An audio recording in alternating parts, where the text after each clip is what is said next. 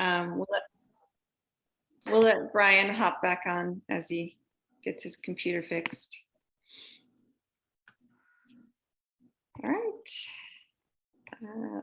Hang on, I just have to figure out how to have both the agenda up and all of everybody's videos at the same time.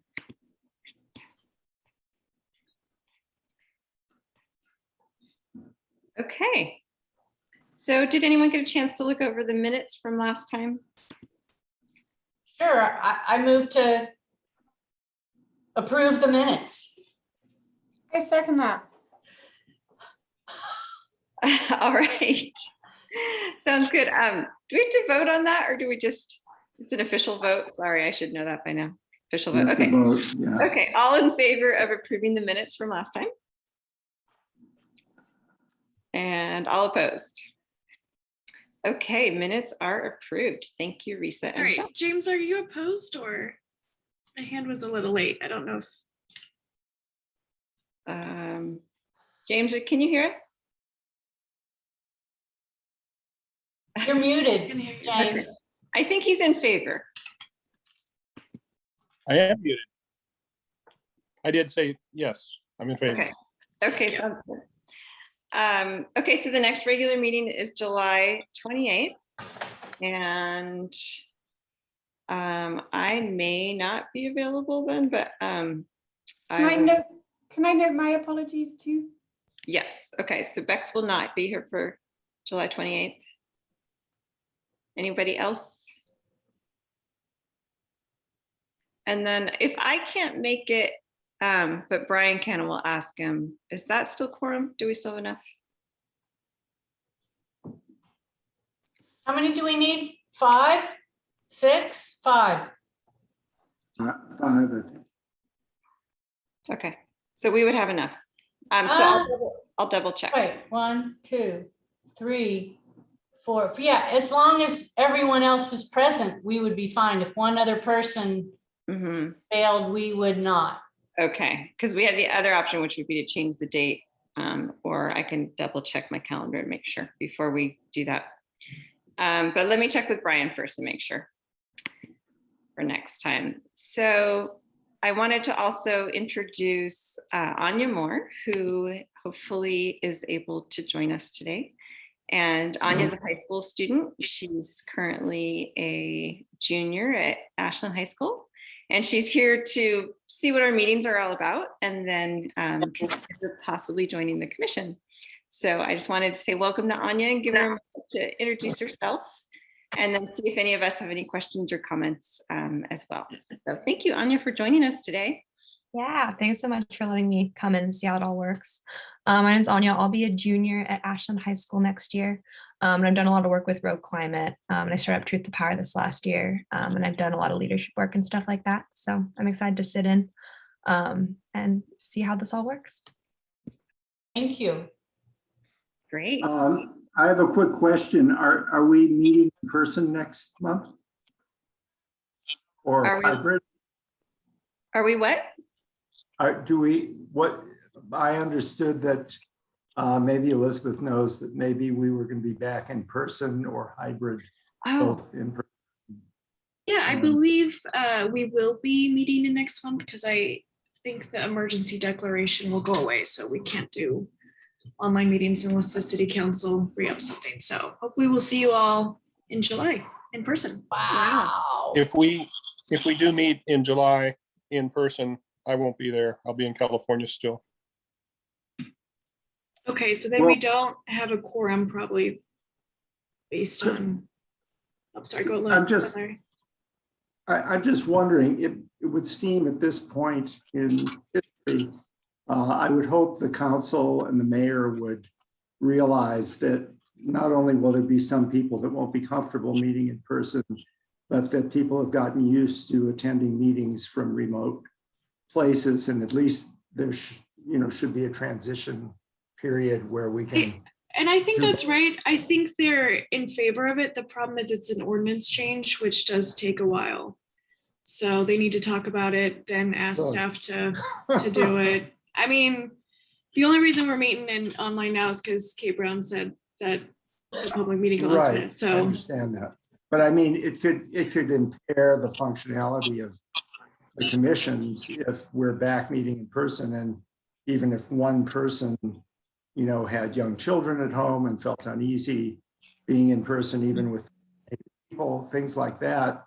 I just think, well, obviously that they're talking about it. I'll write to the mayor and council and encourage them to do something quickly.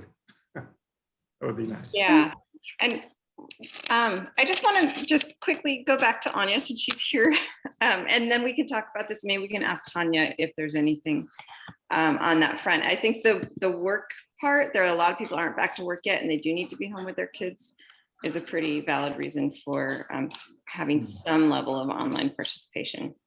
So does anyone have any questions for Anya at this point? And again, I just want to thank you for being here. Bex has her hand up. Yeah, just to say welcome. It's really great to have you here, Anya. Yeah, really good. I also had another quick question. Why can't we have a hybrid model where some people are logged in and some people are in person? I mean, my understanding is it's the ordinance right now is meet in person. The emergency declaration kind of allowed us to meet virtually.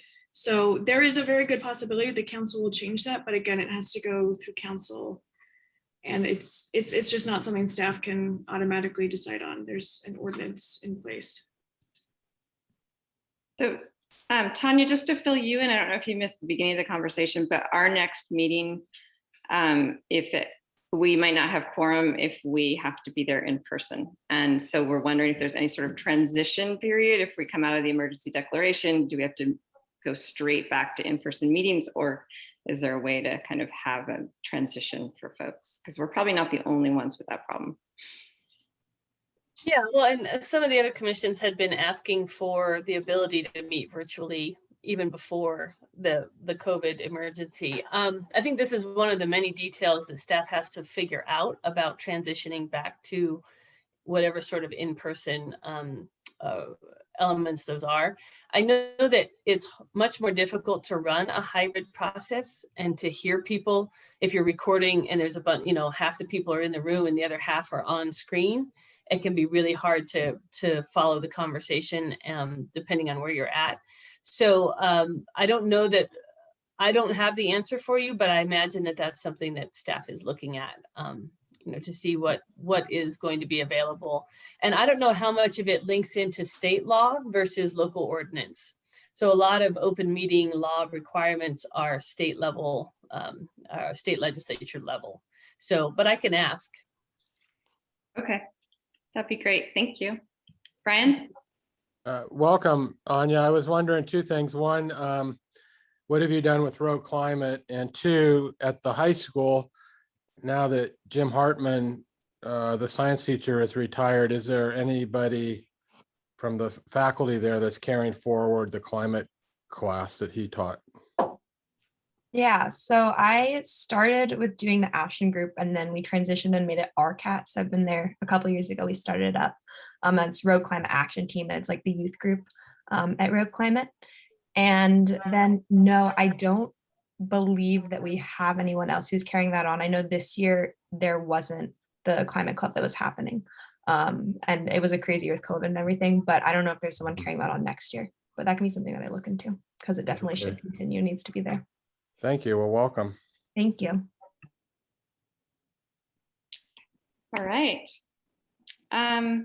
So let's go and see if anyone has any announcements, and should I just call on folks? Oh, Jamie, go ahead.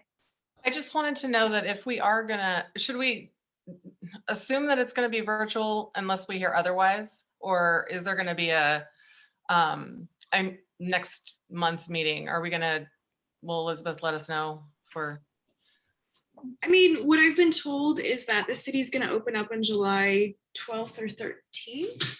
And so I would assume if we are actually opening up that date, it will be in person. Okay. So we can all assume in person unless we hear otherwise. Yeah. Okay. Okay. Yeah, any announcements? Risa? How did you know? Just a wild guess. I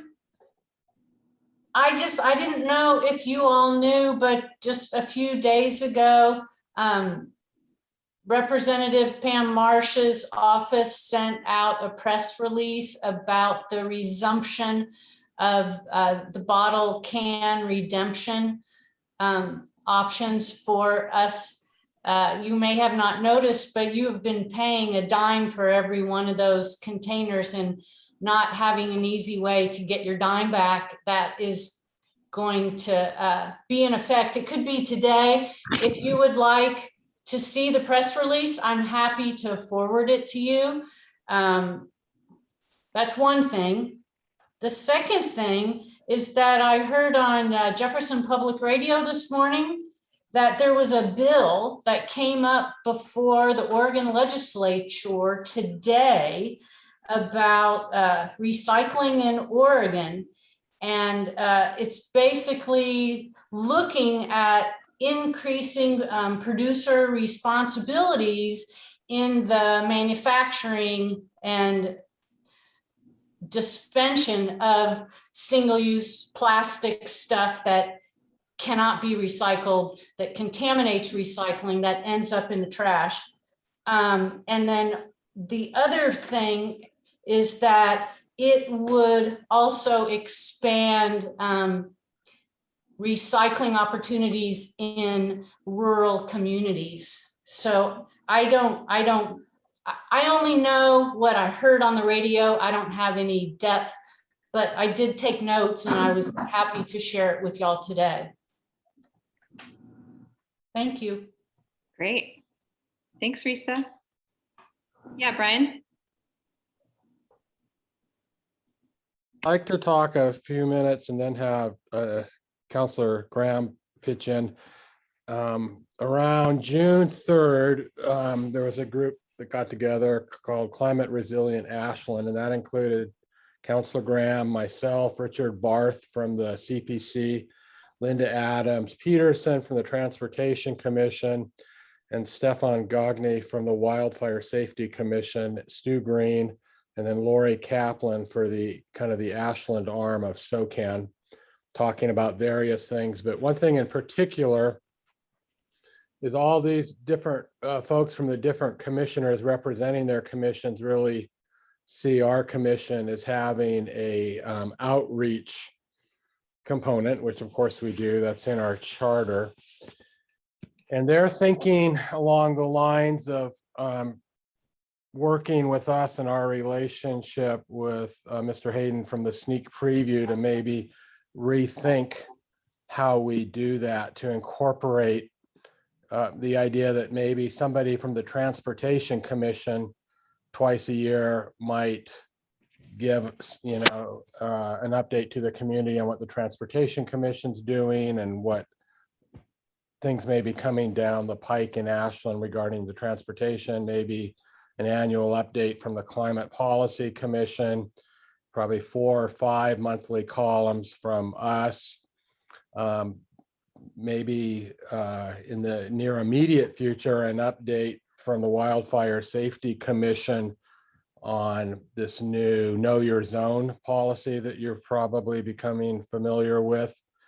But I think that especially with regards to the latter one, that would be, we have the forum of the sneak preview, and that would be something to maybe reconsider what our next few months and get that out there right away.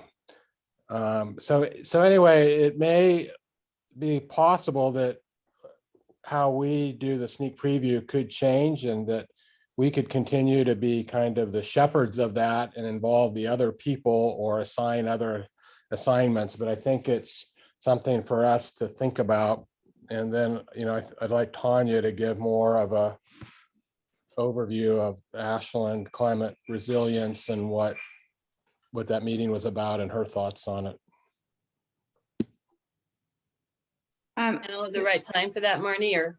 Yeah, let me just let folks know what's going on. So Tanya has to go to another meeting a little bit later, but we have extra time on our agenda because I didn't notice that there were 40 minutes given to the transportation plan, which we don't need. So I'm just going to ask the group right now if we take a minute to talk about the Climate Resilient Ashland group and then what that means for us, so that Tanya can take off later and not miss that because she has some key information to share. Bex has a question. Yeah, Bex. Is this the same thing as the climate coordinated campaign? Or what was previously referred to as that? Oh, Tanya's muted. That was the earlier version of what we were calling it. I think the coordinated campaign. Yeah. Okay, so if it's the same thing, yeah, I definitely have a few questions based on what Brian's just said, but if it's better to cover it later in the agenda, then I'm happy to do that. Let's finish any short, if anyone has any other short announcements, and then we'll cover this topic and then we'll move back to the regular agenda. Does that work? That way Tanya can leave on time. Okay, so any other short announcements and then we'll get right back to this.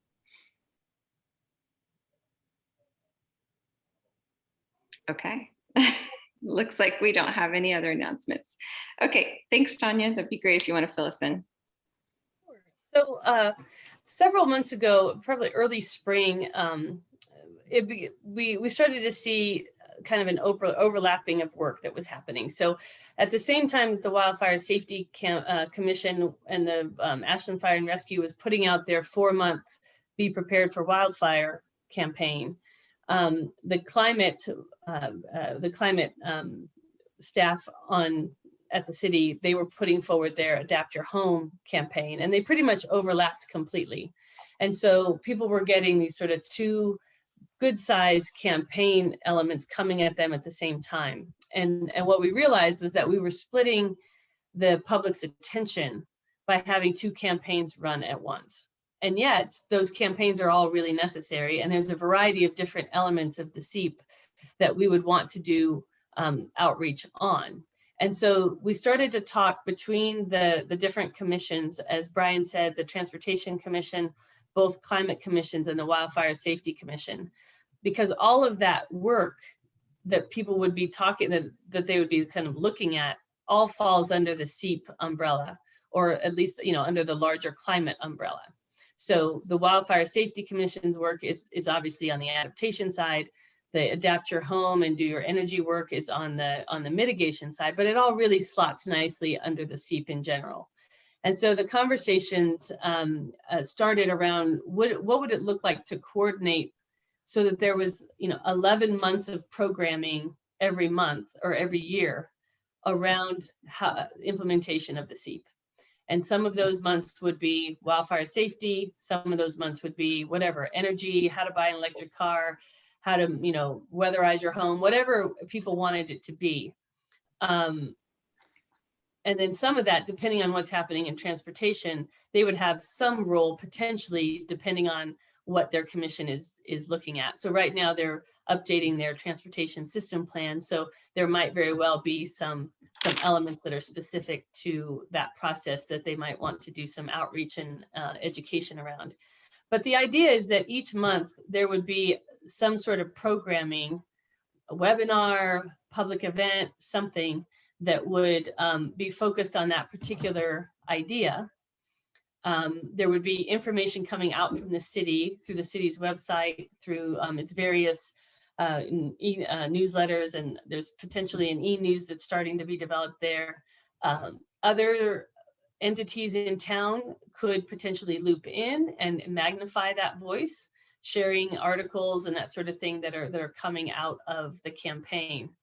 And so what it would look like is that at the end, in the fall of every year, those committees or those commissions that would be involved with it would get together and figure out what the plan is for the 11 months of the next year, and assign content tasks to whichever commission the topic fell under.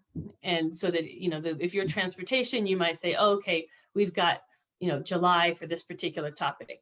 And that in December, right? So you got plenty of time to get it going.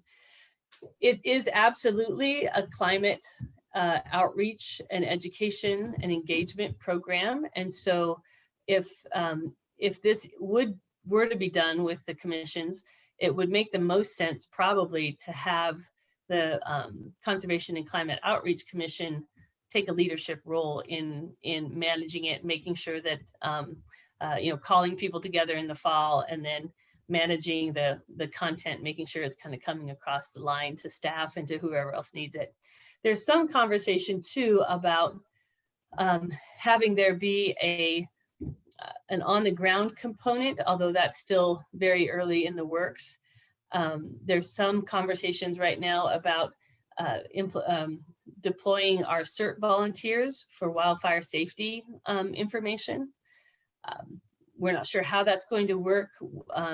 There was some potential that it was going to be part of this year's campaign, and this year's campaign goes through July. And so there's some chance that the CERT volunteers will be deployed before the end of July to go around with information about wildfire safety. There is some chance that we might be able to expand that vision if the commissions want to get behind a shared project like this. There might be the potential to ask to have CERT deploy a couple times a year around climate as an emergency as well. So that would be neighbor to neighbor direct contact engagement. I think that that's pretty much it. And so one of the things that, as Brian noted, the Conservation and Climate Outreach Commission does its monthly column in the sneak preview. So that would, if we were to do some sort of a coordinated Ashland climate or climate resilient Ashland campaign, then that would on some level set at least some of the topics for the sneak preview article. But then the other bigger question is if this commission wants to take this on as sort of one of its signature projects. Great. Thank you for all of that. Does anyone have any questions or input? And I think we can spend about 5 to 10 more minutes on this, and then we need to go to public forum. Yeah, Larry.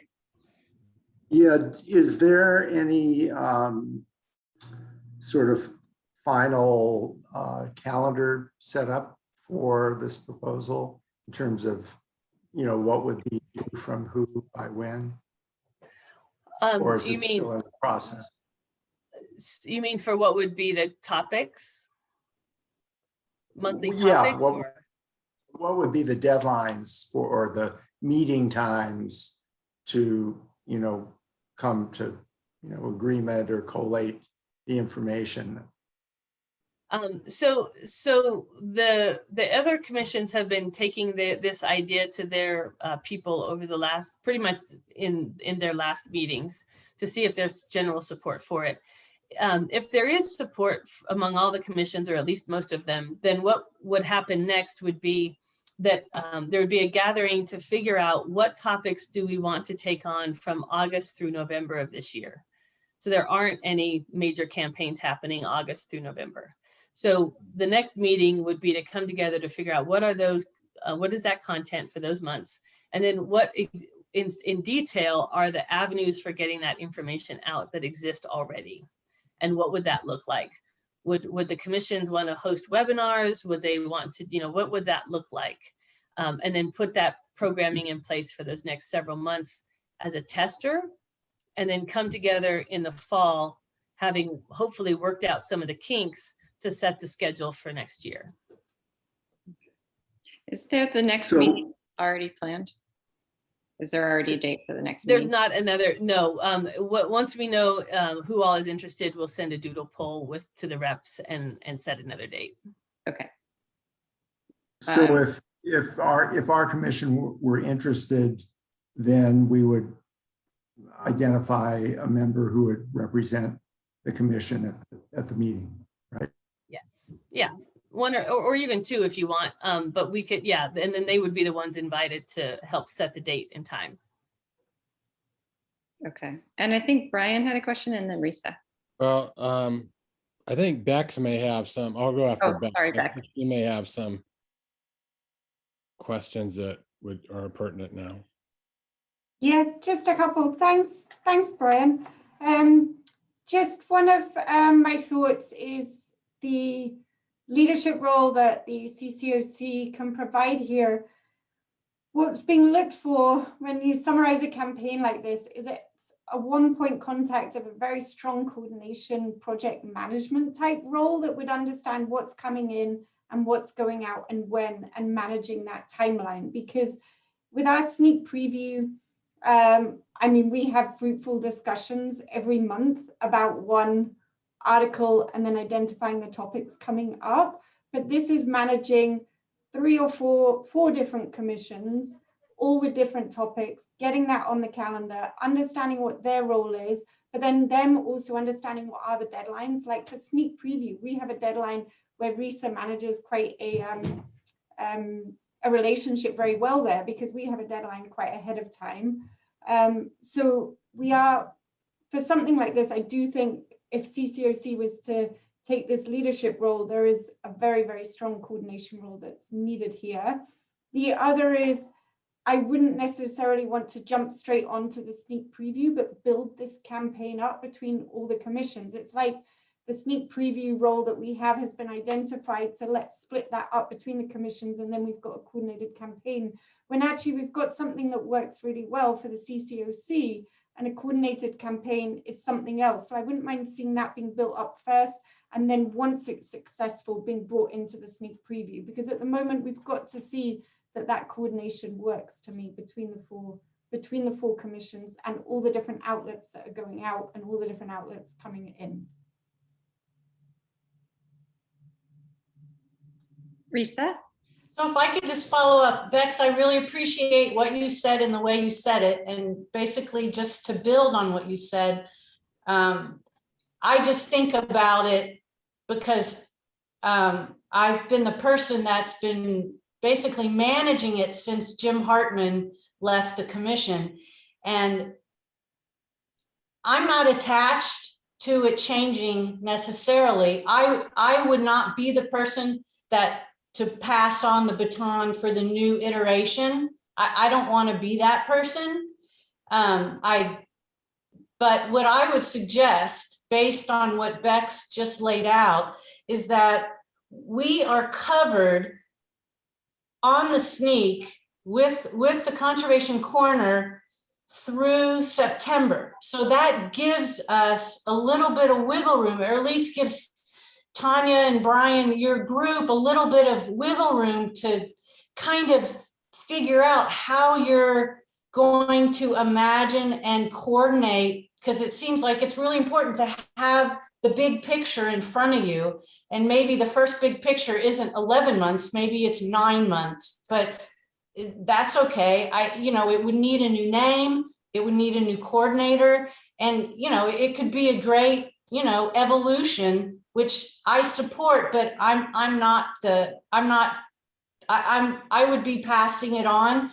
But just looking at the management side of it, we have 3 topics and we have 3 articles actually written in this moment. So it buys us not a lot of time, but a little bit of time to explore this idea more. Great. Thank you, Risa. So it sounds like there's some support for moving forward as far as taking the lead of the climate resilient Ashland kind of group and coordinating across the different commissions. And it does make a lot of sense to me that this is the commission that would do that. It fits right in with what we've been trying to focus our energies on. And obviously we would need to jump in with very strong leadership on that. So we would need to figure out who would take the lead. And at this point, do we need to formally vote on that? Or do we just give you our support, Tanya, that yes, we think this is the way to go? Brian. I really appreciate everybody's comments. I think this is a good opportunity to show a working and active and evolving SEEP to the whole community, involving the different commissions and giving them, a role where they're not dominant, but they each have a voice maybe once or twice a year. Because I think the sneak preview articles are respected and read and a good thing. I appreciate that people have worked on articles that are ready to go. The only, and I'm willing to really help out on this, and I think, work with the other commissions. The one thing though, I'm just wondering, because I think there's a certain acuity to it, especially when you look at the fact that we had a thunderstorm last night and this weekend it's going to be 105 or 109, is that if we have an opportunity to get the Know Your Zone out ASAP via another venue to community members, I would like to try to entertain that. I just think that there could be really nothing more critical than thinking about that with the drought we're in and the upcoming weather we're going to be stuck with for at least a week and a half to and this new program that you see the signs blinking lights whenever you enter town, that it would be nice if the Wildfire Safety Commission was willing to do something expeditiously, that we could offer them that opportunity. And I understand that's kind of a wrench in the spokes for the schedule we already have. So Risa, go ahead. Well, I just want to say that I think it's really important that the sneak preview article of the future and of the present is incredibly underutilized. And I would say it's not an end all be all that the city or the commissions have this one place to communicate with the community with these really important issues, and that part of the success of it is that there is a staple dissemination on not just print, but lots of different levels, because that's what it's going to take. It's a bare butt that it goes out in the sneak preview, and Elizabeth does a great job putting it on the city website. And I would just say it's not enough. I certainly agree. I think that the sneak preview should be considered part of an information portfolio, so to speak. Yeah. But it is something I think that is working and respected right now. I think way more people are familiar with that than they currently are with the websites, and it's a building block. Yeah. Just to move things forward, we need to move on. And so just one sec, James. And so I think what I would like to know is specifically what we need right now from this commission. It sounds like there's great support. I see the sneak preview as one piece of something much bigger of what we would be putting forward, but it's nice that we already have that piece that we've been managing. And so I think the main goal here would be to step up and then make sure that this next meeting we're there and moving this forward. And so I'd like to hear from Tanya what we need as far as if it needs to be formalized or just informal, and then also from James of his input. So Tanya? Yeah, I don't know that it needs to be a formal vote. You all would see it again after your representatives work out the details and bring back what exactly that would look like. And I think that would take a formal vote. This, okay, I think just means, you want to give direction to someone to represent the commission in those conversations so we can work out the details. Okay, that sounds great. And unless someone steps up and wants to do that, I'm happy to do it until we figure out more formally whose role that is. James? Can't hear you. You're muted. I just want to make a comment that, this is an important issue to know your zone. And I would think that, just a little prompting, if nothing else, Tanya, with Curtis, might have that as a main theme for an upcoming sneak preview, like maybe next month even. I'm not sure. I don't know what he has, how he has those, topics lined out, but that seems like an important one that you Yeah. might have influence on, in the loop, instead of it just being in the corner, but have it the whole sneak preview theme, for that month. That's a really good idea. Yeah. Okay. Okay, so we need to move on. Thank you. This was a really good discussion, and I feel like it's giving us some teeth to something that's been more vague of how do we kind of do this outreach and how do we coordinate with all of the other commissions. So this has been really helpful. Are there any reports from members of other commissions? That's on the agenda, but okay. And is there any public forum? No. Okay. Well, that's easy. Next up is the council update. So Tanya, would you like to give us that?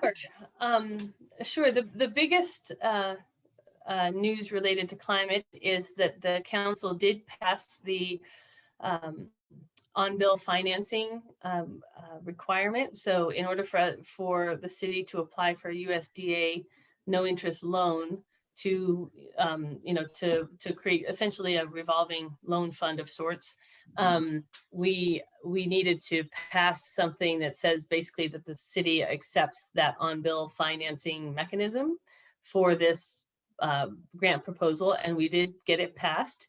It wasn't unanimous, unfortunately, but we did get it through, and so that is underway. That opens the door for city staff to finish the actual formal proposal.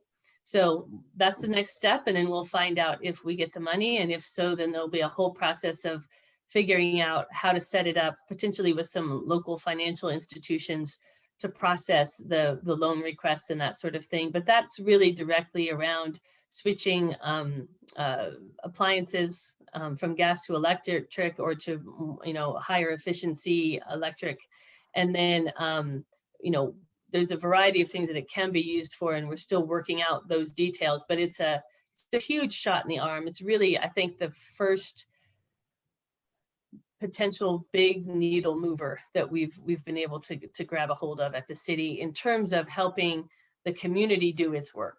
I think the city's done a lot with charging and with its own vehicle fleet and that sort of thing, but in terms of helping our residents, and particularly our residents with lower income, access the benefits of cleaner energy and energy efficiency, I think this is really the first big part of that. So that is very exciting. Risa. Tanya, I was wondering if the scope of the loan, and I'm so glad that passed. It was on my list to ask to find out what happened with that. I'm really glad that it passed. I'm just curious whether insulation is an acceptable loan, because just in looking at all the choices, insulation is just like the very beginning, most affordable change that can be made in a household that has a lifetime of reducing energy costs for heating and cooling. It's not as sexy as solar or sexy as a car, but it's just basic. And I'm just hoping that it would be a part of that which is loanable. I believe that weatherization is, but you make a really good point. When we did several years ago the alternative renewable energy assessment in Jackson and Josephine County, we were part of that, and they suggested that we consider energy efficiency and energy conservation as its own renewable energy source, that it was so high, and so it really was the biggest bang for the buck in terms of all of that. And so I believe that that's the case, but I haven't seen the final, the grant proposal yet. We've only seen this mechanism that was required in order to apply. So Great. Stu would have the details of it though. Great, thank you. Okay, James, and then Larry. Yeah, thanks, Tonya, for that. I did read Stu's email. I sent him back some questions, but he's out of the office, so he wasn't able to answer. And maybe or that maybe there could be some influence here. Assuming that it's a grant, which it is, and you're getting money, I'm not sure exactly how much of a grant there is. If it's like the grant is what they're going to loan out money, Or is it a grant that just kind of starts the ball rolling for low interest loans? And if it is a grant that has a fair amount of money with it, like I forget how many $1 million it was, but if it could be turned into some sort of an energy performance contract where a qualified contractor would come in and say, hey, we're going to do this work, and based on the performance of happens through and watching the bill saving money, then those people ultimately don't have to pay back that loan because it's made itself up through the energy savings of the cost of energy savings through a period of time, say 10 or whatever years. James, I don't know if it was just me, but you broke up a bit in that last, the last part of your conversation. So the question I have is, if there's enough money in this grant, could it be turned into an energy performance contract? And if so, if it becomes an energy performance contract, then any energy savings which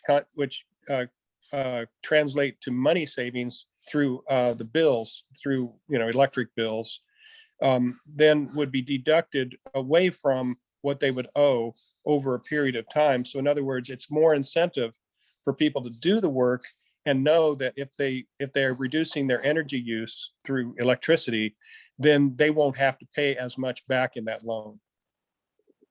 So the amount is $10 million, and it's actually a zero interest loan. It's not a straight grant. And so there has to be some amount of interest charged in order to cover the application fee and just processing and managing. I don't know the answer to your question about that structural element of it in terms of reducing energy need and dropping the bill and that sort of thing. That would be something that you'd have to talk to Stu about. But I do know that we do have to keep the fund whole in that sense that it's not a grant. It's a loan. Okay. Larry. So Tanya, I was just curious, because this is a new program that will be coming to the community. The fact that it wasn't unanimous on the council, was it one, or was it just one vote in dissent? And in discussion, was there, were there concerns that maybe we should know about? That's all. It was 4-2. And you can watch it, but the basic issue was that people didn't think the city should be in the business of banking. And there was also some statements that I didn't quite understand, that other nonprofits offer this, and so the city doesn't have to. But I don't know of those programs. I'm not sure that was correct. So I think there is probably more work to be done before the full proposal, I think, is going to come back to the council to be, before it's approved to be sent in. And then when it comes back, the money has to be accepted, assuming that we get it. So there's several times more that the council is probably going to have to see this. So it's probably the case that some outreach and question answering and that sort of thing would be helpful. So I just wanted to add that I know the Solar Cooperative is hoping to be included in this loan program, and I'm just putting that word out there to keep it moving so that hopefully that can be incorporated as something that people can use that loan program for, to buy in. And then we do need to move on. I did see Reese's hand up, and I think maybe Brian's, but if you guys, no? Okay. Okay, well, let's move on. Tanya, was there any other update from council that you think we should know about, or is that it? No, that's pretty much the only thing that I've seen for around climate. We did pass a budget, so we're now on the other side of the budget process. But just so you all know, we have set a series of 15 additional study sessions that start in August around dealing with the structural shortfall in the budget. So we're kind of in this in-between place, but a lot's happening right now. We're going to be doing a lot of filling of positions. And so we had hoped to come out of the budget process and be able to do more of a deep dive around some of these value services in the community.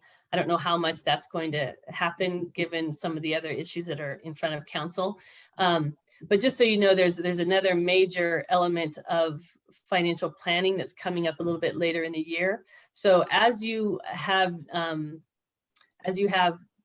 issues that you want to bring before council, that sort of thing, I'm happy to talk with you about how we might be able to make that happen given the reality of the scheduling and other things that are happening at the city. Oh, okay. That's great. Thank you. That's really helpful. Brian. Anya, if we wanted to see the comments of the commissioners who weren't supportive of the loan application, would that be the June 15th or the June 1st council meeting that we should watch? The June 15th. It was at the last council meeting. Okay, thanks. Okay, and now this is when I have to step off, but thank you so much. And I will check in and see about what else happens in the meeting when you all are done. Okay. Thanks so much. All right. Thanks, Tonya. Okay, so next we have staff update, but Stu's not here. Oh, Bridget, yes. Yeah, so just a few short updates. The e-bike incentive is now a permanent program. So before it was funded by a grant, but now it's permanent. So the changes to that is that it's now $200 incentive instead of $300, but class 1 and class 2 bikes are allowed. So that's really the only difference there, and the same bike shops are still participating. The induction cooktop incentive program is live now, and that's for commercial and residential applications. And I'm going to be giving the 3 portable units to the library on Friday. So far, I mean, Marnie and Larry, your comments were pretty positive. I'm just waiting to hear back from Brian of what you think. And yeah, those should be in the library, so you can check one out with a library card. And I'm doing more outreach. I was at the farmers market, so that was really great to be engaging with people. I would say I was fairly busy, so that was good. I got to meet her. I got to meet Bridget in person. It was great. Yes, I did meet Risa. It was fun. So yeah, if anyone has any suggestions for like stuff they think I should have on the table or want to join or say hi, feel free to send me an email or anything. And I don't know if I'll be here at the next meeting, but my final days here at the end of July. So if I don't see you all again virtually, I don't want to say like bye to you now, but also I will. So I'm just letting you all know that my time here is almost done. And that's all. What's next? Climate, something else in climate? I'm planning to go to the U of O for grad school for planning. Oh, great. Oh, that's fantastic. Congratulations. You're the best, Bridget. Yeah, thank Yeah, you. thank you. Thanks, everybody. Yeah, Thanks. Bridget, you've done a really amazing job. I feel like you've been super productive in promoting the city's energy plans and programs. And I just hope that we'll have a successor for you to carry it on. Yeah. I have no idea about that. Do you have there's anything in the works to get another person? No, unfortunately, Stu wasn't able to get another one of me. Oh. Well, there's only one of you, Bridget. Another AmeriCorps member. So, but yeah, thank you. Well, everyone. thank you, Bridget. We've really enjoyed working with you, and it's been it's moved us forward significantly. So, Yep. Yeah. Okay, SOU update, Bex. Okay, just a short update.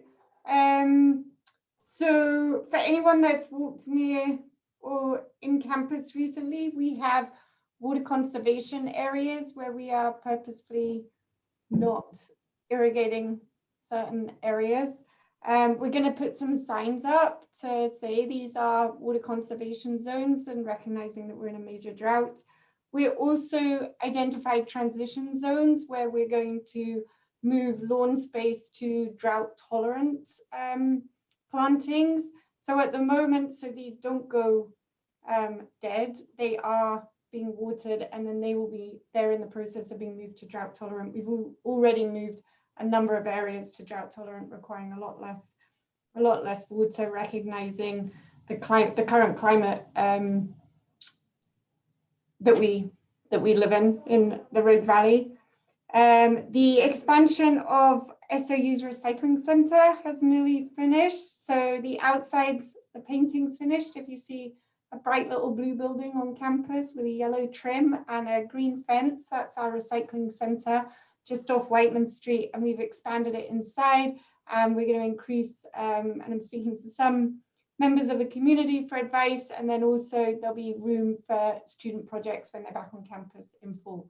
So that's really exciting, and then we'll continue to do the typical stuff that we recycle there that Recology picks up as well. And we've also moved all the other dumpsters that we recycle for biomass metal over into the same yard. So we have this kind of recycling material management area. And that's recycling as our last option. We're also focusing much further upstream in terms of procurement, reuse, and eliminating single use.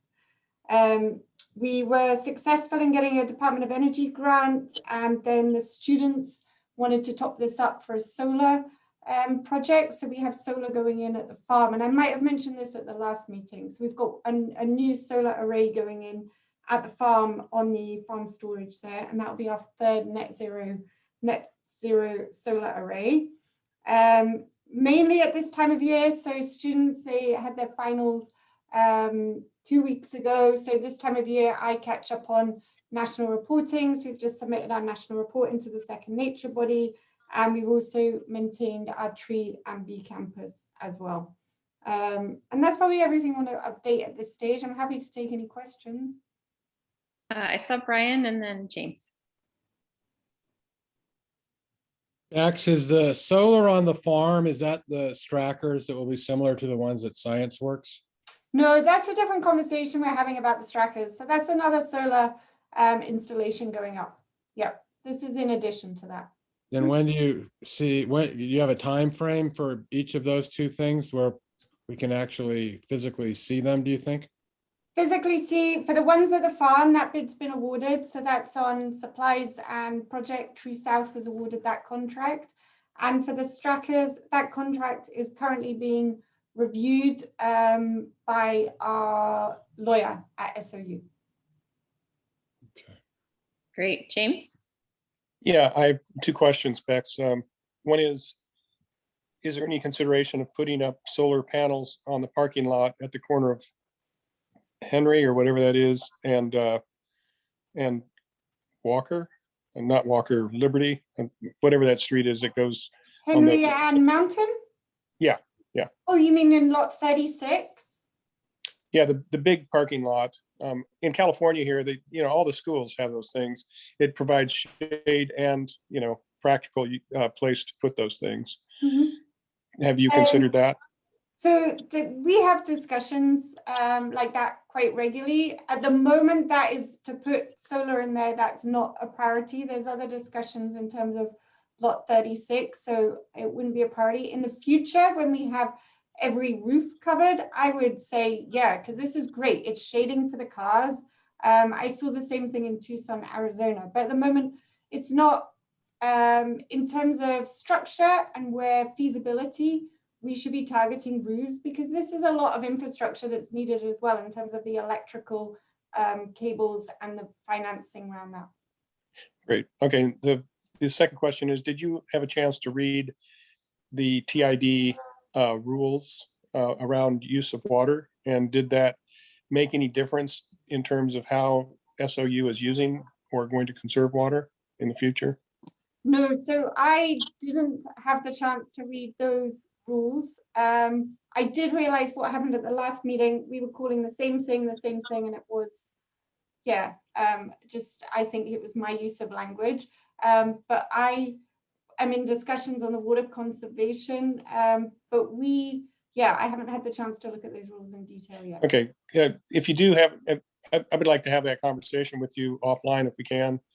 If you have any questions, because it seemed obvious to me through reading those rules that the TID, in this case, whoever controls that part of the Ashland Canal, they have an option. If someone doesn't use their water, I think it's 2 years in a row, to the degree that they've been using, then TID has the option to be able to take that right away, those rights, and reduce the water rights.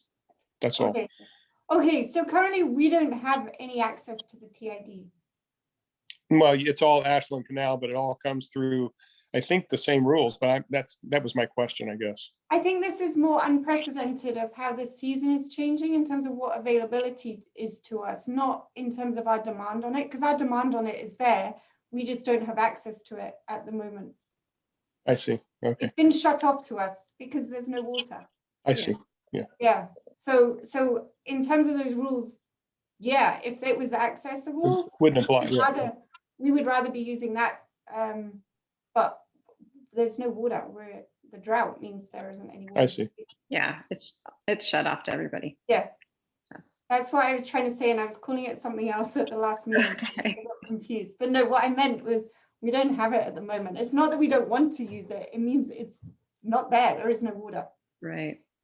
Okay. Thank you, Bex. That was great. It's really Thank good to hear what's been happening, especially at the end of the year. It's probably a very busy time. I know everyone thinks, oh, it's going to quieten down, but it doesn't. But that's exciting because we get to reflect and look at where we're going in the next year. Oh, good. Okay, and then Recology update, Jamie. Hey, everyone. I just have a short update as well. There's a couple new things to report regarding our recycling center. We're going to have new signage educating the public on what can go into the bins or the containers there.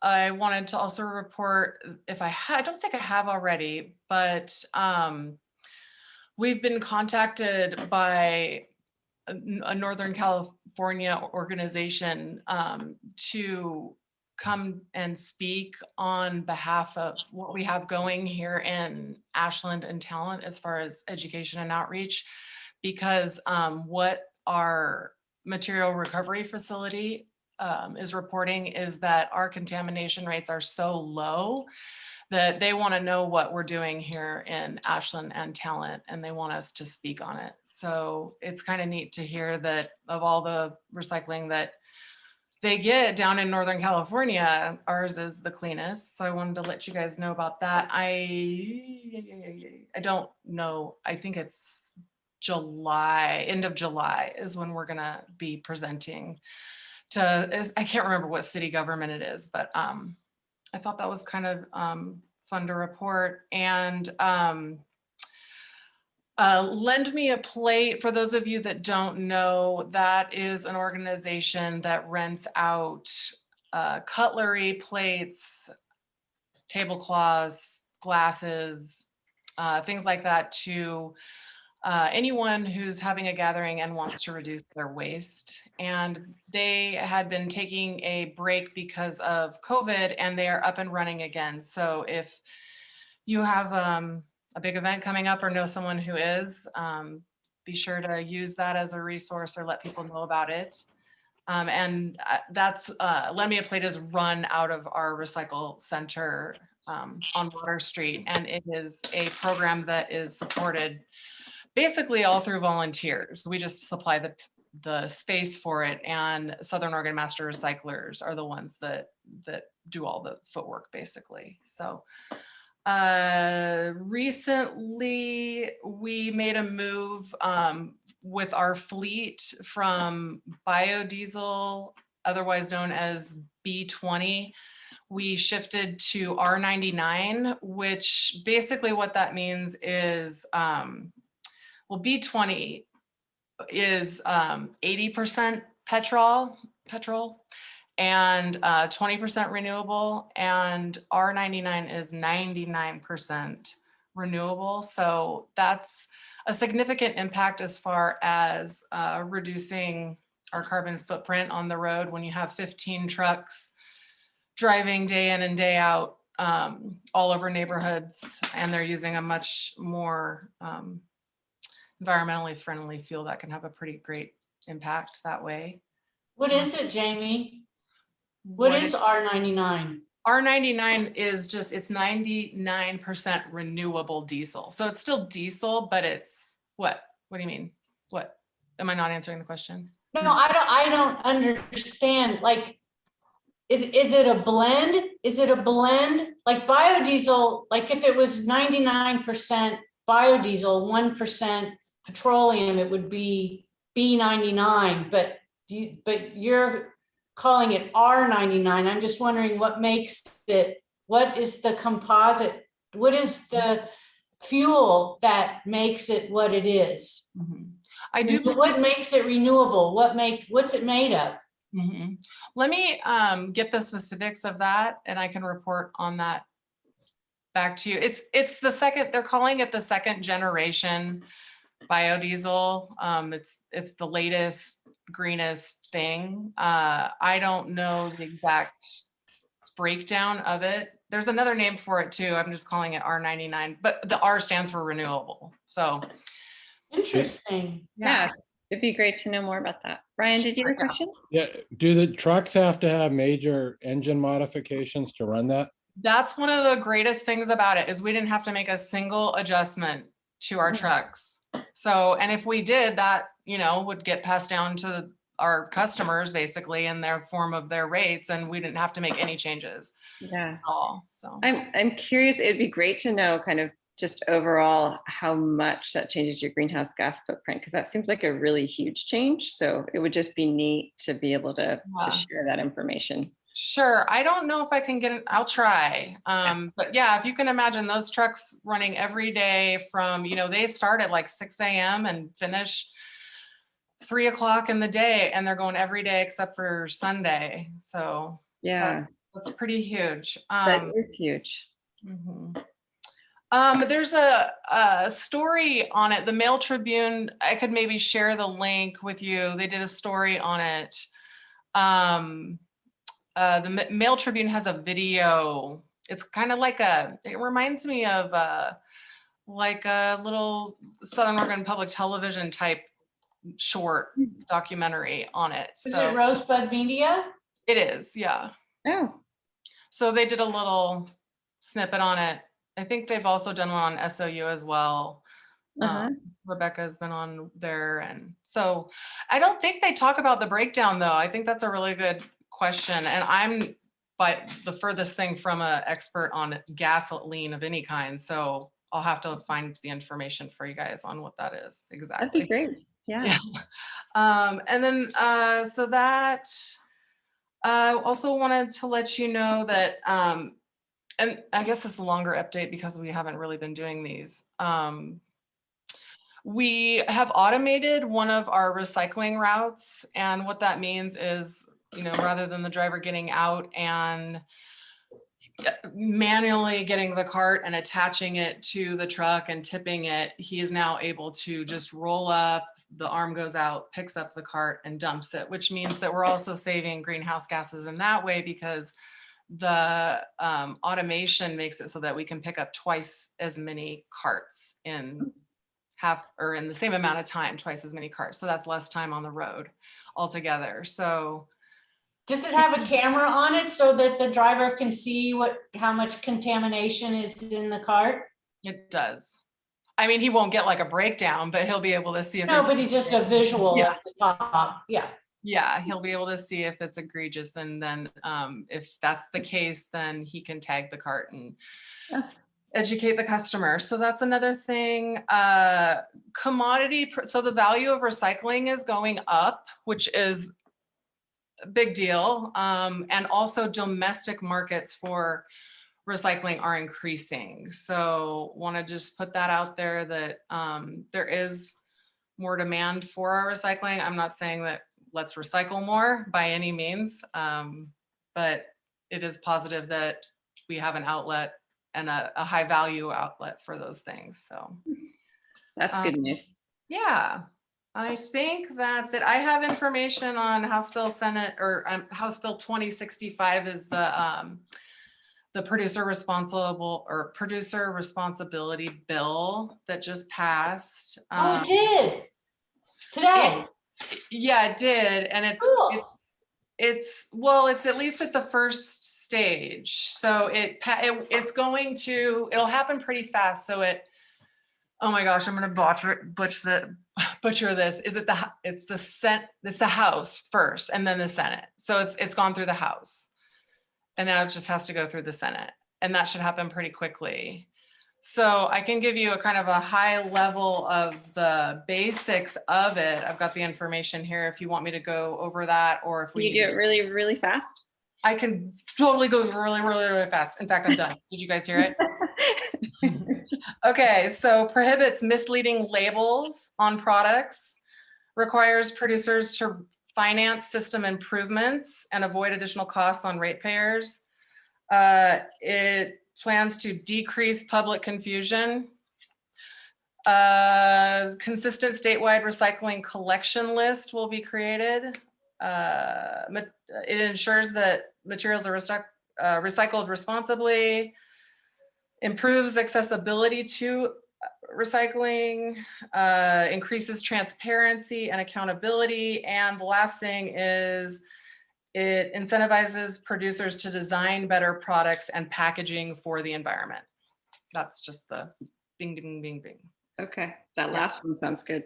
I would love to see that. There's been so many discussions on Europe, and Jamie, you've just brought producer responsibility was one of the teams I managed at the Scottish EPA. So Oh, it brought a lot of memories back.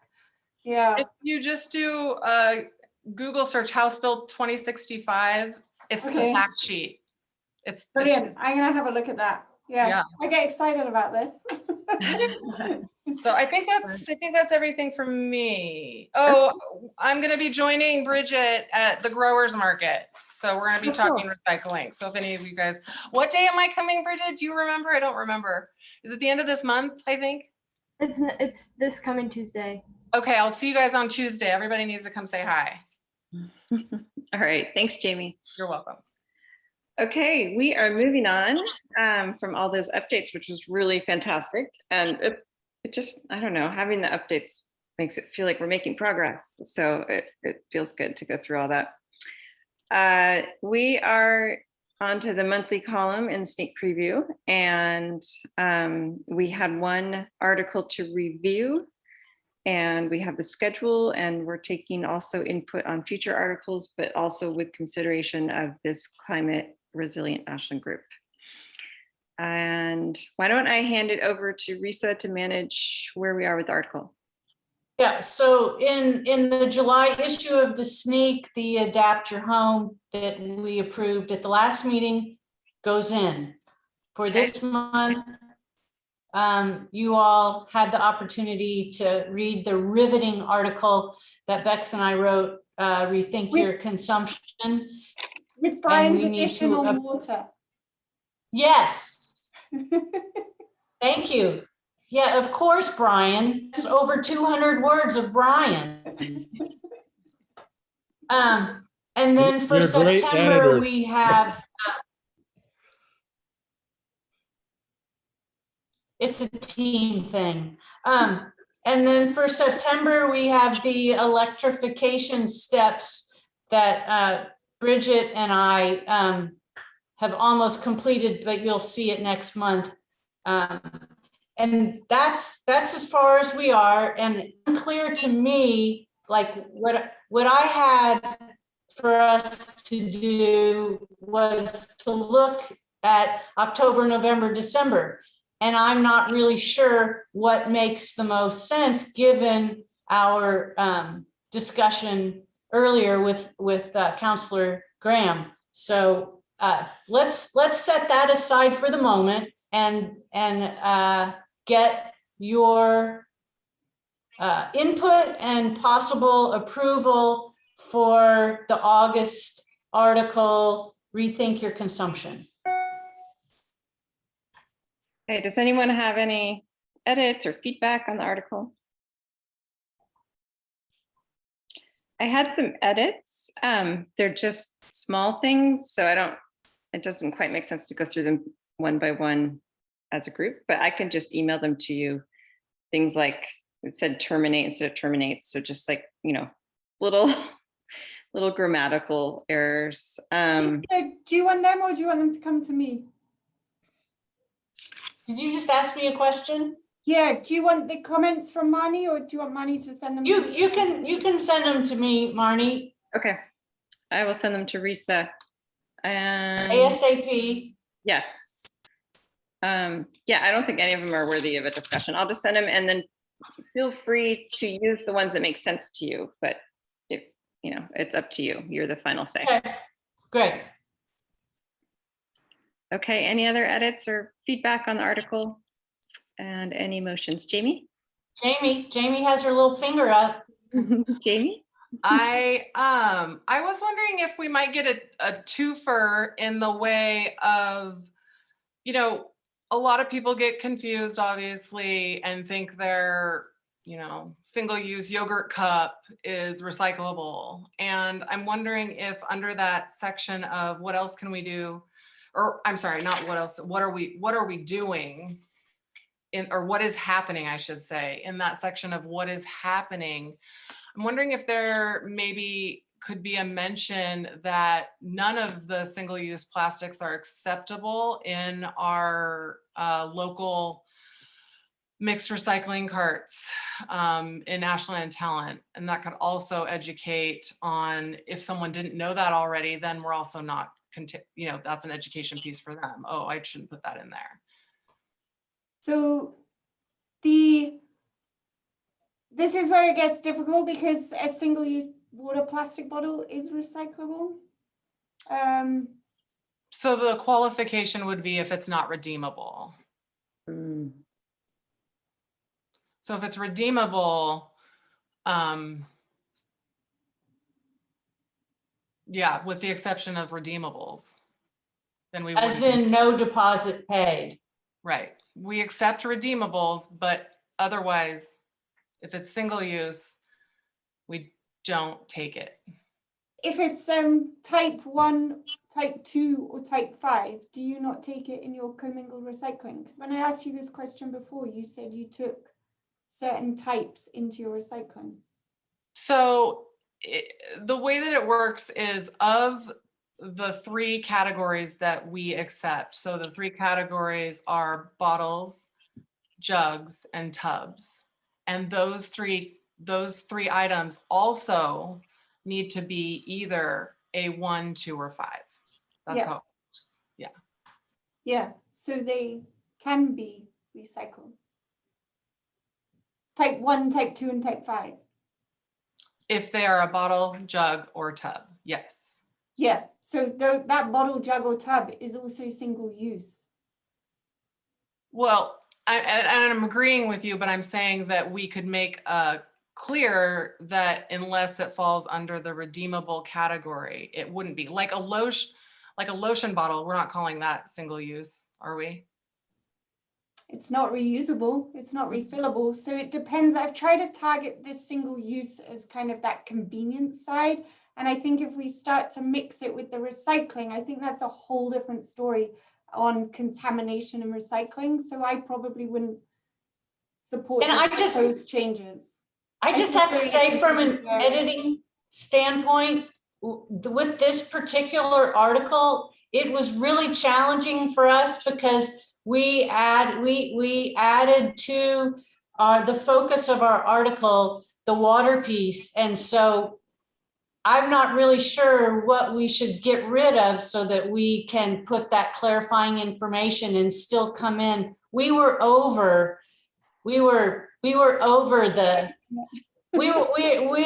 pushing the edge of Curtis's acceptance.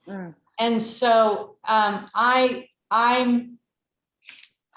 think this is possibly a separate article, Jamie, because there's a lot of confusion around this, and where you can use reusables to substitute you're saying if it's not redeemable, then it's not recyclable, but actually if it's type 1, type 2, type 5, then it is. So I think there is a whole article there explaining types of plastic, what we've brought into the world. It's so interesting, it's fascinating, but I don't know if I probably wouldn't confuse this article with it. It's a whole article, I agree. A worthy article in and of itself. Yeah. Brian? We've got another article for the schedule then. So can you just tell me, so a big quart yogurt tub you can recycle, but a small Chobani one you cannot? That's correct. They're two different types of plastic. Okay. Okay, so we've identified a future article specific to recyclables, which is definitely needed. And we can add that. Right now we have the TBD, which is a water article, and then we have the solar cooperative, and we can add that to there.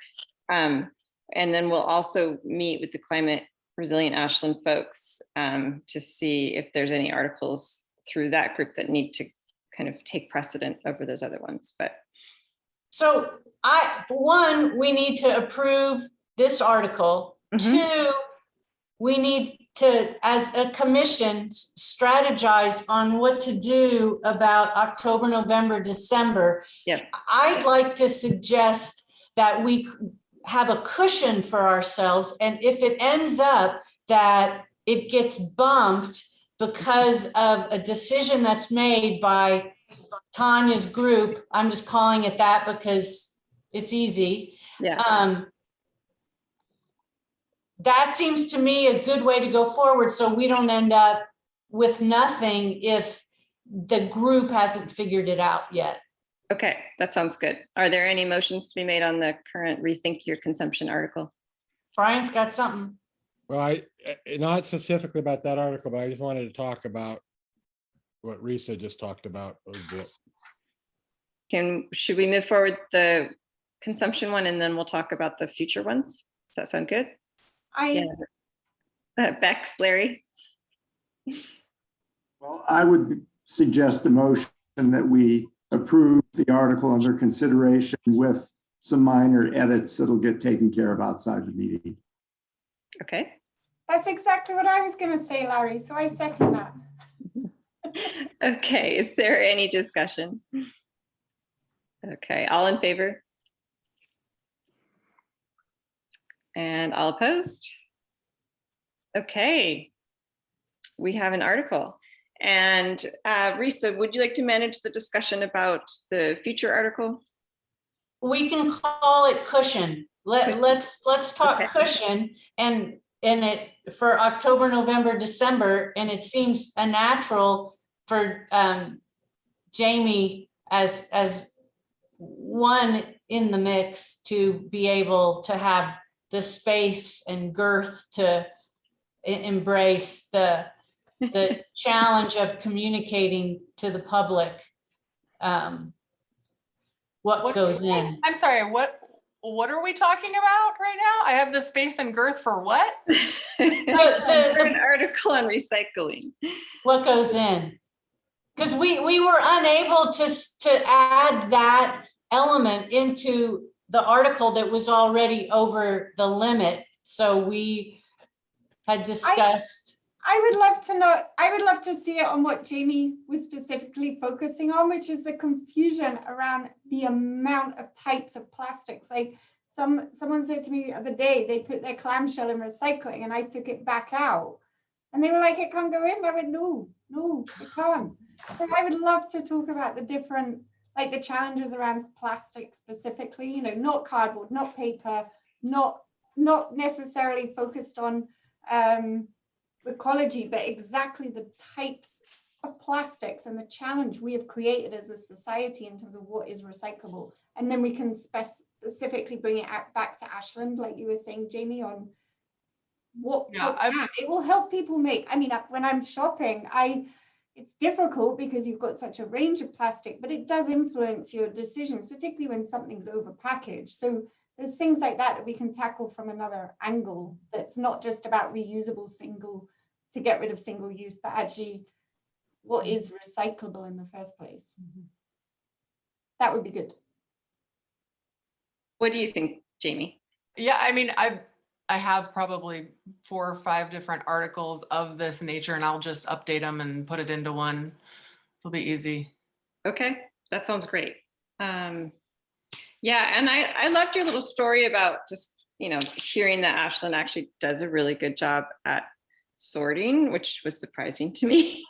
I mean, even just starting with that, of like the surprise of getting that call from another city saying, hey, how are you guys doing such a good job? And then saying, it's a nice way to pat ourselves on the back while also saying, wow, this is really challenging. So I don't know. Yeah, I'm happy to include that. Well, if that fits for you. Yep. Okay, Brian, did you have your hand up? Yeah, I'd like to have a little bit of a discussion kind of about what Tanya talked about earlier and what I talked about earlier is September is going to be the anniversary of the Alameda fire, and the big Napa Sonoma fires the last couple of years have been in October, and the Paradise fire was in November.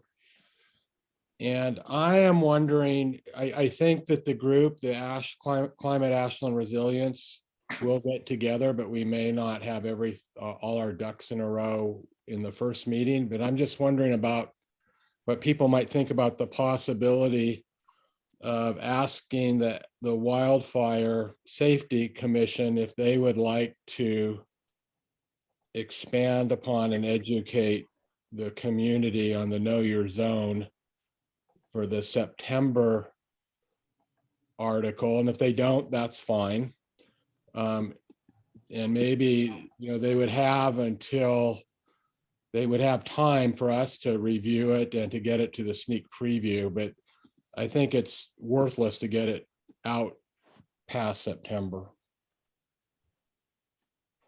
Yeah, considering the fire seasons have been going longer, September could still be highly relevant for that. I think September would be relevant, but I think beyond that, not so much. Do you know who specifically we would talk to about that? Well, the person, there was a specific person that I could reach out to him, Stefan Gogny.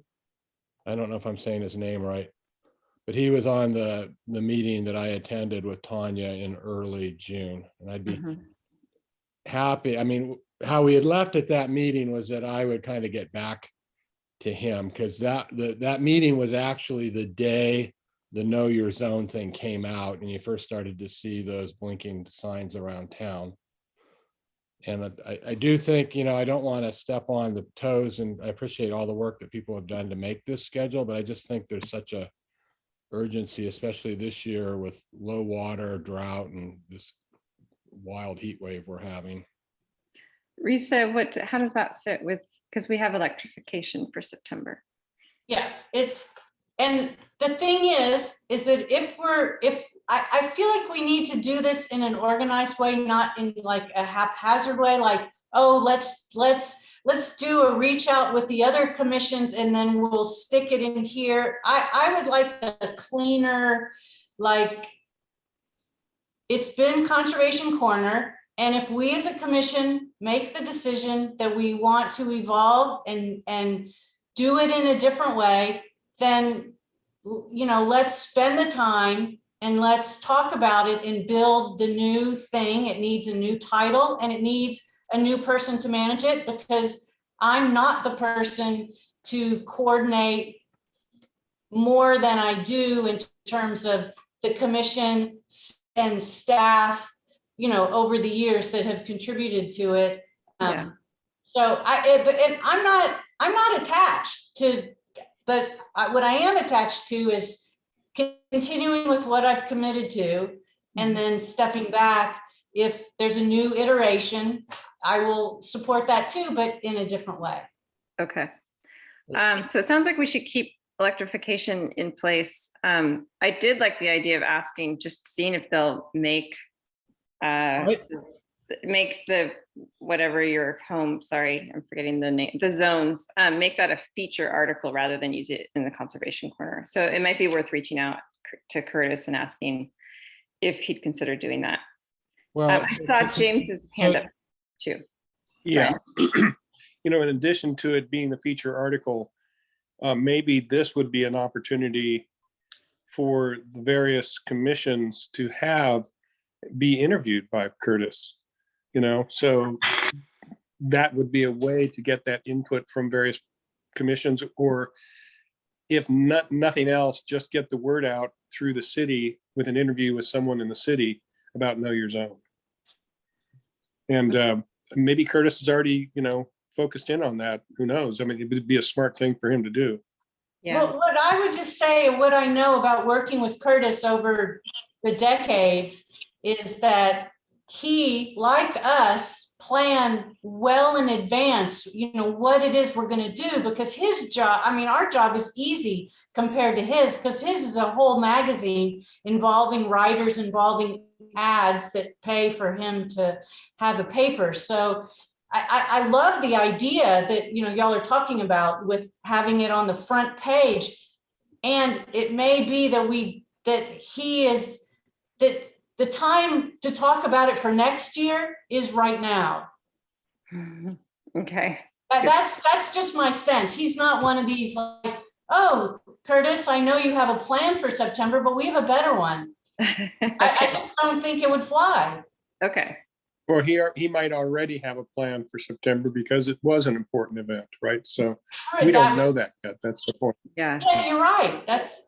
So what I'm hearing is that we should move forward in a more coordinated and planned out ahead way, and not jump in opportunistically with different topics. And Larry?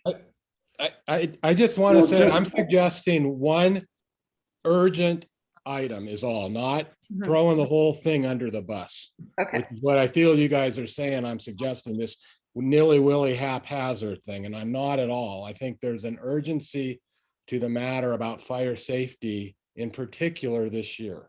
Okay. Thank you for that point. Larry? Yeah, I have, my thoughts are trying to address firstly Reese's concern about a transition that is organized and makes sense. And also to address Brian, your desire, or you're trying to find a way to feature that article on the zones. And so I think one thing that we need to do if we're going to have a conscious transition to this new scheme, which at this point doesn't exist, it's something that's still in a planning process. I think that our best bet is for us to continue on our path and to make sure we have maybe it, out even to November as soon as we can. Maybe we could come up with articles today. And then if the article on the zones turns up, I feel fine about shoehorning that in. I just don't feel comfortable making that slot available and then not knowing whether the article is going to turn up in time. And then putting that extra burden on Risa to kind of juggle what's happening with that. But it seems to me if we just stick to the schedule we have, add a few more articles getting us out into the fall, that we still have the ability to allow this article on the zones to just slip in. But I think if we make a plan based on slipping it in and we don't know that for sure we have the article, it may not be the best procedure. Okay. Okay. I'm not hearing overwhelming desire to try and get this one in to the schedule for September. And I am hearing a lot of wanting to kind of be a little bit more structured and stick to a schedule, which doesn't mean, Brian, that it's not really important. It just means I think we're prioritizing keeping to some level of our existing schedule. And as far as the cushion, Risa, do we have enough cushion topics already, or did you want more? Well, y'all can help me. We're covered through September. There could be other things that are on the list. I just don't have them written, but Jamie had just spoken, but I have a feeling there's also other, or maybe not. Maybe we're at. There's also what? Is There's there? also Solar Cooperative, Marnie, you were going Right. to comment on that. Yeah. Yeah. In fact, Brian and I could probably write that one together if Brian's interested in doing that. So there's the solar cooperative, there's the water article, and there is the recycling article. So that gets us there. And then those, we want to remain somewhat flexible depending on what we decide to do with the larger group. Does that sound right? Yes. Okay. I mean, that's what I'm hearing. And also, I really liked what James suggested to us that hadn't occurred to me, and that is that in September, it's, you know, you would think that Curtis would be thinking about the Almeida fire also, and that if Tanya and or one of us reaches out to Curtis, it's possible to, Yeah. you know, to have a voice in that article, Yeah. possibly. Okay. So why don't one of us, and I'm happy to do it if no one else wants to, reach out to Tanya and have her put it forward to Curtis, maybe with our support. Does that make the most sense? As far as the know your zone information and maybe doing a whole bigger feature on that. That sounds like really- a good plan. Okay. So should if I could I just want to make sure I'm understanding y'all. One of the articles for a potential future is the solar cooperative, and that would be Brian and Marnie, and then there was the recycling one. Was there a third one? it says water article, which says Brian and PW staff. I'm not sure what specifically that one was. Oh, the water one got moved into the current article, is that right? Yeah, it was just, yeah, the Okay. 200. So Okay. scrap that, okay. That one goes away. So we just have the solar cooperative and the recycling. So what I would suggest for our next meeting, the electrification one will come for your approval. And then we can pin down what we're, you know, what has transpired with Tanya's group, and Okay. whether or not we go forward with the recycle article and or the solar cooperative one. Is that okay with y'all? I think so. Yeah, Jamie. So if we do the recycling article, would that be due from me by the August, for the August packet? Is that right? August, September, October, 2 months No. before? No, I think it would be due in September. Am I wrong? It would be due in August if it's coming after electrification, Yeah. if it's the next Okay. article. Yeah. Yeah, so it's for the packet, the August packet. Is that Yeah. right? Okay. Does that work for you? Yeah, that works for me. Okay, Bex, Can I- sorry. Sorry, I was just going to ask, because as soon as there's a recycling article, it always goes to Jamie. And I was just wondering if there's any other volunteers, so we end up with, sometimes when there's two authors, it's quite a nice way of writing it, and it gives different perspectives. So I was just wondering if there's any volunteers that want to work with Jamie on the recycling article that haven't done an article for a while, or want to have one in the pipeline. I was just thinking it might make it a bit different, or just different style. Okay, I'm sure Jamie can handle it too. Okay, I'm good. Okay. Thanks, y'all. Okay. Okay, so I think we're good. September, October through November, so that's good. And we'll revisit next time. Yeah, we'll know more. Okay. We have update on different channels for articles and future outreach. And I know we started this discussion, but I actually don't know where we are on it or if we have any update. So is there anything on that topic that we want to cover? I think we just did it. Okay. SEEP project update. And is that Stu? And if Stu is not here, No, this is the 3 projects underneath that we ended up prioritizing last September. oh, it goes with the bullet points. Okay, Yep. sorry about that. Responsible consumption and single use climate. Okay, so these are our subgroups. Yeah, so we used some of the website information. Bridget had put some of this on the website, and then we used some of it for the article, for the sneak preview. It's quite nice having that bank of information, and then we tailor it round for different outreach. It's good. Okay, oh, great.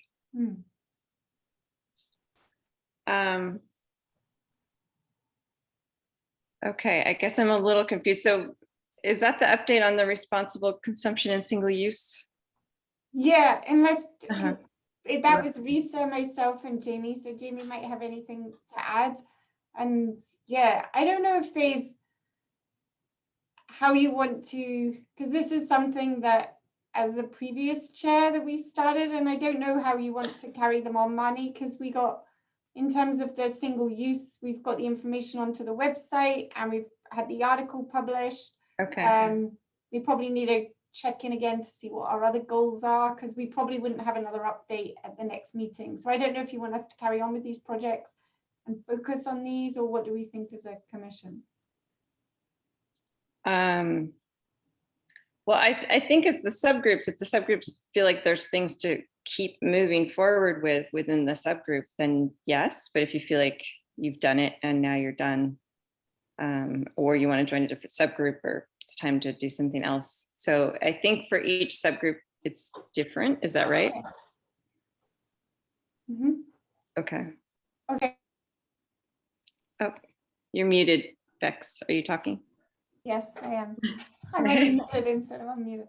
I would say then for my, I don't know how Risa and Jamie feel, but I would say I've reached the end on that in terms of the outreach, unless we wanted to refocus our goals on what we were doing and getting more information out there on Facebook and on the website. Risa?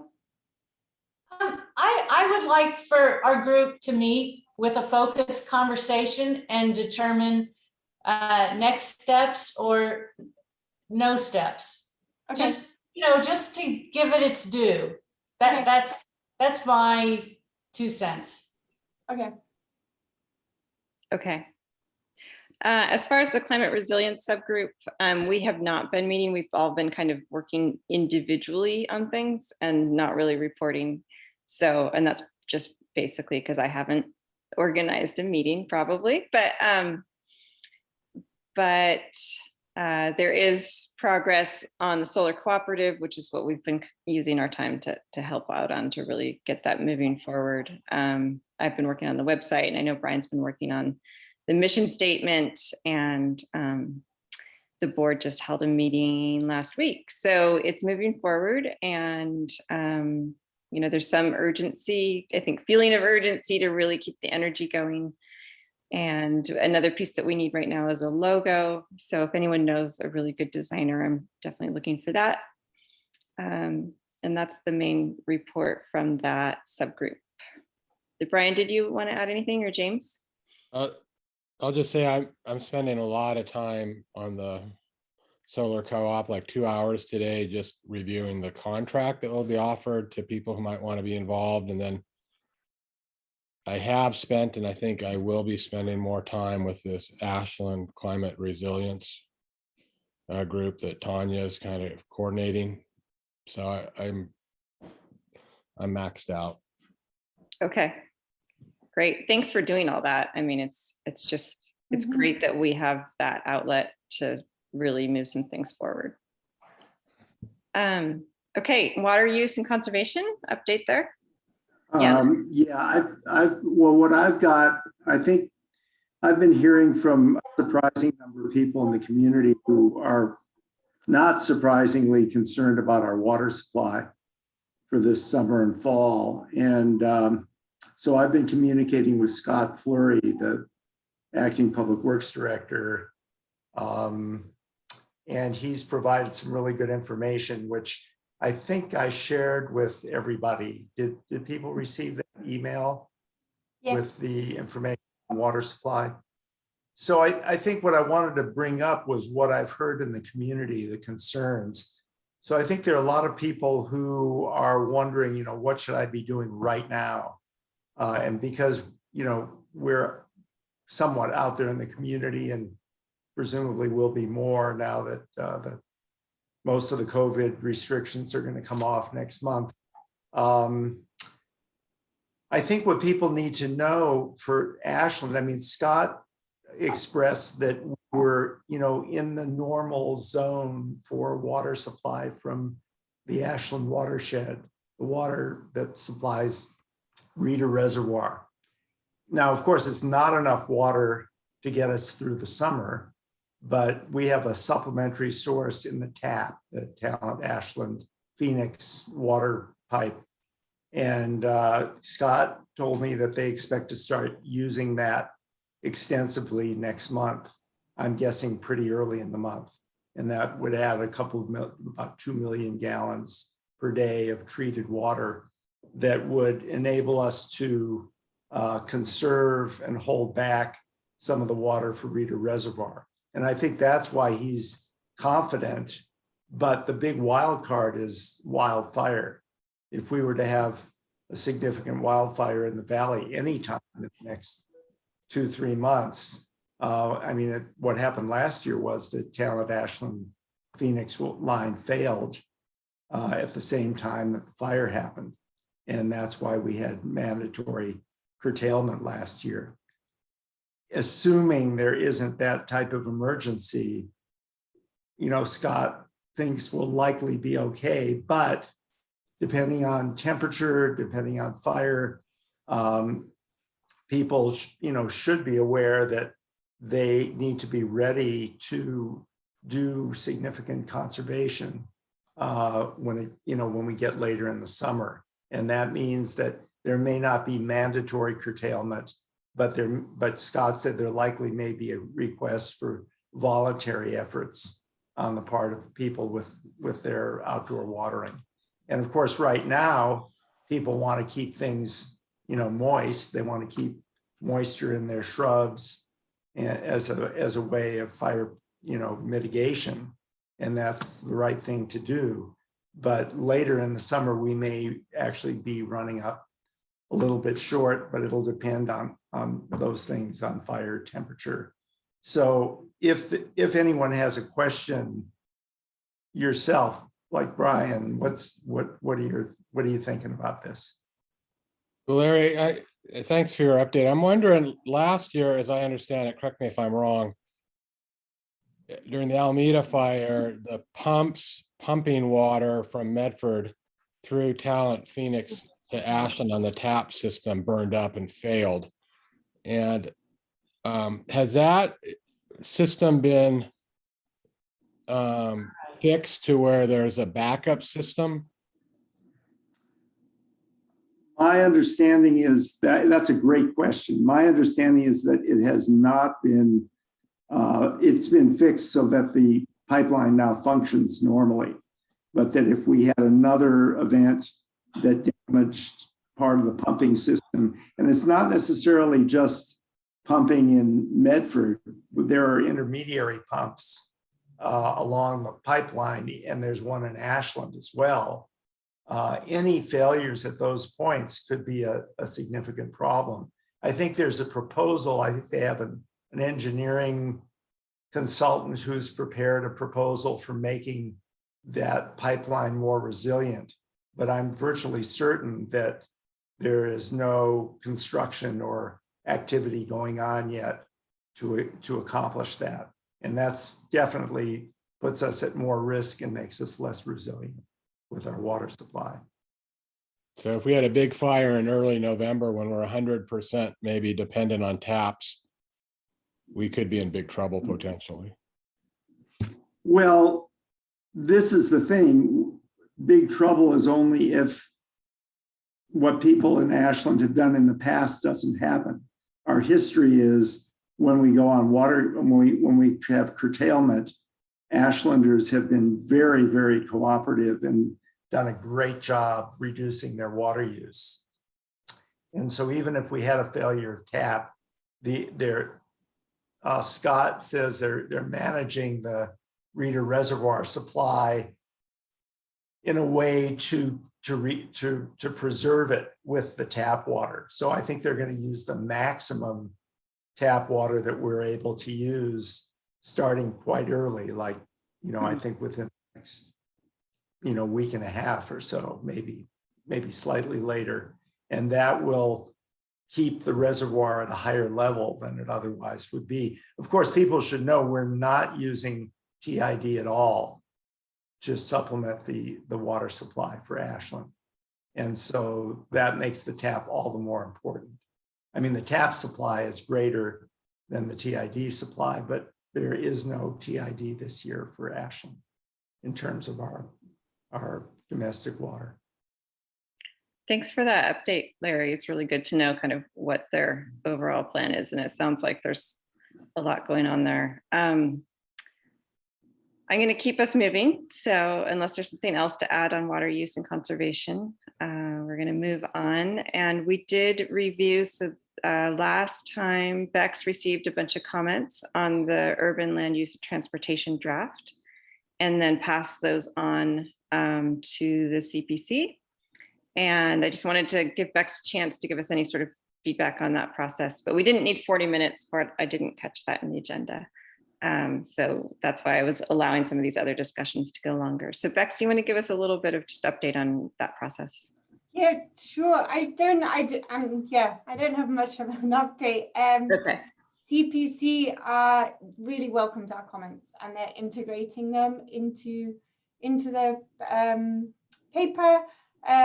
Linda Peterson Adams, chair of the Transportation Commission, was also copied in on the comments and welcomed them. So it's really good to see, having our views mixed and they're all coming together, and it's strengthening this document. So it's really good. And we also commented on outreach from that perspective, but they did specifically ask for our policy comments as well. And at the time scale now, I'm not sure of. I'd have to touch back in with Gary on that, but we got it in before the deadline and they've been taken on board. So it's great. Okay. It felt really nice to be part of that process, to actually have someone ask. In the past, we've asked to see it and then kind of forced them to take our comments. And this just felt much more collaborative and kind of the way I would like it to keep working, because it was really important. Okay, great. Thank you for shepherding that through. We have the project requests list. I don't know if anyone needs any changes to the list. Bex, I know you started this, and it's really helpful to me to go back and say, okay, where is this going? So, and it just even historically of who worked on what. So I find it very valuable, and I plan to keep updating it. And I don't know that I have anything to add to it right now.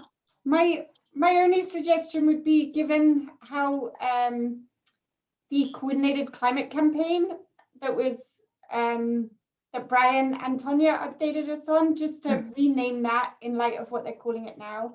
Okay. And I think that will help just give it the prominence that it could likely build to it and impact on our work if we take that leadership role. That would be my only suggestion. Okay, great. Does anyone else have any changes that they want made to this list? Oh, and I'll send you an update for the urban land use and transportation, because that's come to the end. Or if you just update Marnie that we've collated our comments and fed it back to the CPC. Okay. Collated comments. Okay, great. Thank you. And then, Brian, do you have an update on 20 is plenty? Is that something you want to give us information on? You're muted, I think. No? Yes? I think you're. So I did, I had a communication with Linda Adams Peterson, and there really wasn't anything new specific to that, although they're working on the zero is plenty or something like that. Zero is plenty. Vision zero, really trying to get modeled after European countries, a goal of zero deaths of pedestrians and bicyclists. Oh, okay. And moving towards that. So that's kind of a big focus. I think the 20 is plenty focuses into that. I don't think that needs to be a regular thing on the agenda, but I can update people in my commissioner minute or two when new things happen with that. Okay, great. Okay. So we have 10 more minutes, and is there anything new that folks want to bring up on the next agenda?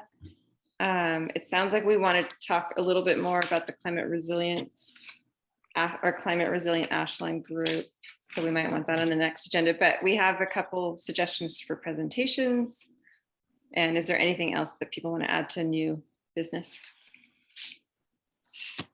Larry? Well, I just wonder if there's a way that we can, I mean, we don't have much clout for anything, but it seems to me, you know, I'm looking at Bridget's rectangle here and thinking, when that's empty, starting next meeting, I mean, a lot of activities have been coordinated and instigated by Bridget. And I think that the resources of the city in terms of reaching out to people through the website have improved tremendously as a result of her work. And I think that Stu is going to be just crushed in terms of work trying to get things done. I just wonder if we shouldn't be discussing, you know, brainstorming something, you know, how can we do something? Maybe there could be a partnership with some NGO or something that could feed into some of these needs that Bridget has been fulfilling. I just don't know. I think that's a really good discussion for us to have, and let's get it on the agenda for next time. And it does actually go well with making sure we have our new commissioners on board. So I mean, that just gives us more capacity, and then also making sure the city has the capacity. And there very likely could be opportunities with nonprofits, even with the schools. And if we're the ones that maybe help make that happen, that could be a good role, or we can talk to Stu and see what he has planned already. So let's put that on for next time. Risa, did you have something to add? Oh, just to, in our communication is to be direct and ask Stu how we can support him. If there are ways that we can support him, which that's what Larry's saying, but I just wanted to just say it, add that to it. Okay, perfect. We'll start with that. So how can we support Stu? And just, yeah, keep that role filled in some way. Is there anything else that folks want on the next agenda for next time? Risa? Is it too early to get Jim Hartman to talk about the solar cooperative? We can ask him. He is out for a good few weeks right now. So having him ready for next time might not work, but I'll check in with him. Maybe in August. Maybe shoot for August.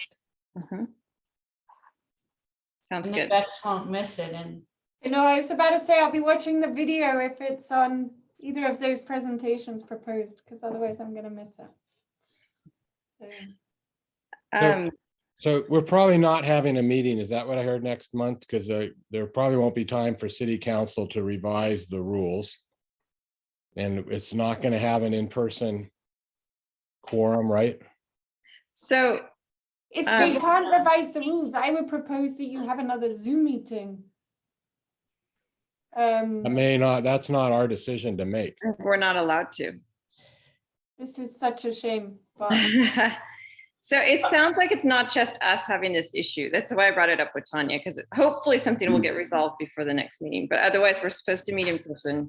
It's unlikely we'll have quorum and then we won't meet. But let's try and look for a solution to that. I do feel if the hurdle is actually figuring out the logistics of meeting, then you're kind of up against it in a lot of ways. Yeah. I feel that should be the easiest thing to do. And then let's work together to make this world a better place and help everyone. But if so much has to be on just the legalities and logistics of meeting, I do feel that's a shame. I feel it's a shame that that's where we are with administration. Well, it's also a very weird moment in time that we're moving from, you know, online to person, and people aren't ready. So I know it's unprecedented. So that is another argument that we shouldn't necessarily need an ordinance to do that. It's an unprecedented situation that we had to come online.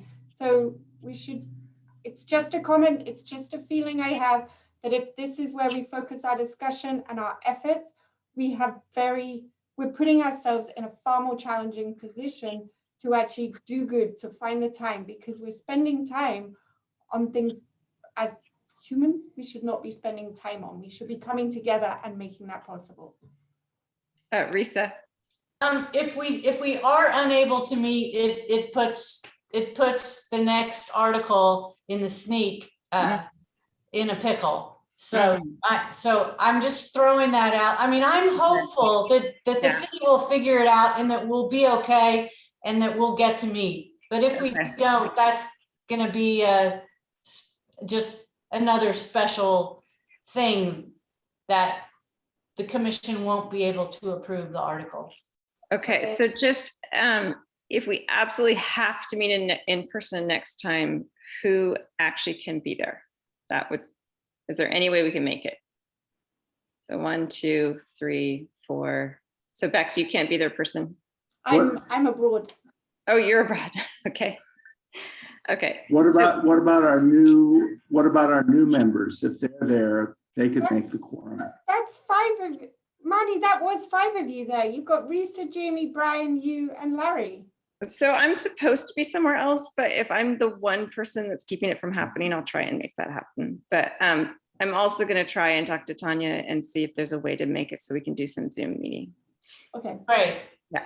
I think it's gonna be okay because we're just, it was an emergency that put us on Zoom and we're transitioning out of emergency. So there's gotta be contingencies that help us get there.